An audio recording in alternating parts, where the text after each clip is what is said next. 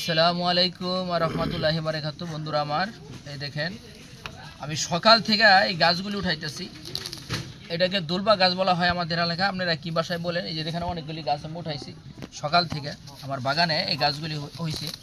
এই দুলবা গাছ যদি আপনার এলাকায় থাকে, আপনি নিজের চিকিৎসা নিজে করতে পারবেন, নিজের সমস্যা আপনার সমাধান হতে পারবেন। এই দুলবা গাছ অনেক রোগের উপকার হয়ে থাকে, তবে একটা রোগের কথা বলে দিই, যদি পারেন কষ্ট করে একটু খেয়ে দেখবেন। যাদের ভাত জ্বর আছে, শরীরে চাবানি কামড়ানি বিষ ব্যথা, এই ভাত জ্বরে অস্থির যন্ত্রণা, প্রচণ্ড ওষুধ অনেক ওষুধ খাওয়ার পরে আপনি ব্যর্থ, কিন্তু কষ্টটা কী করবেন? এই গাছের শিকড়গুলি সহ তুলবেন। এই যে এই ভিতরে শিকড়গুলি সহ এরকম ছেনি দেওয়া কাশি দিয়ে উঠাই নেবেন। এই ভাত জ্বরের জন্য এত উপকার পাবেন, এটা কি বলবেন, বাসায় প্রকাশ করতে পারবো না। আল্লাহ তাআলার ভিতরে এত গুণ ক্ষমতা দিয়েছে, আমার প্রমাণিত।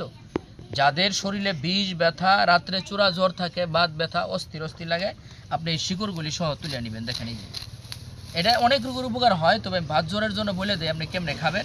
যদি পান একটু কষ্ট করে খাইয়ে দেখবেন। যাদের বাত ব্যথা আছে, শরীরে চাবানি কামড়ানি বিষ ব্যথা আছে, আপনি এই গাছগুলি উঠাবেন। দেখেন এই যে শিকড় সহ তুলবেন, এই শিকড় সহ তুলবেন। অনেক কাজ করে এই গাছটা, অনেক রোগের উপকার হয়। আজকে আমি বাত জ্বর বিষয়টা আমি বলবো আপনাকে।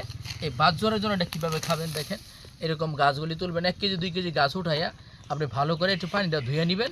এরপর 1 কেজি পানির মধ্যে জাল করবেন। আধা কেজি যখন পানি টিকবে, এই পানিটা আপনি 1 চামচ করে সকাল বিকাল মধুর সাথে যদি খেতে পারেন, আল্লাহর রহমত বাত জ্বর থেকে চিরমুক্তি পেয়ে যাবেন।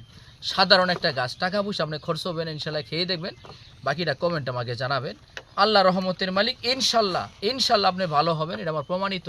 এই যে গাছগুলি দেখাই দিলাম, দেখেন এটা কি বলা হয় আমাদের এলাকায় দুলবা গাছ, চিকন দুলবা যেটা, সেটা। এটা খেয়ে দেখবেন ইনশাল্লাহ। বলে শেষ করলাম। আসসালামু আলাইকুম রাহমাতুল্লাহি ওয়া বারাকাতুহু।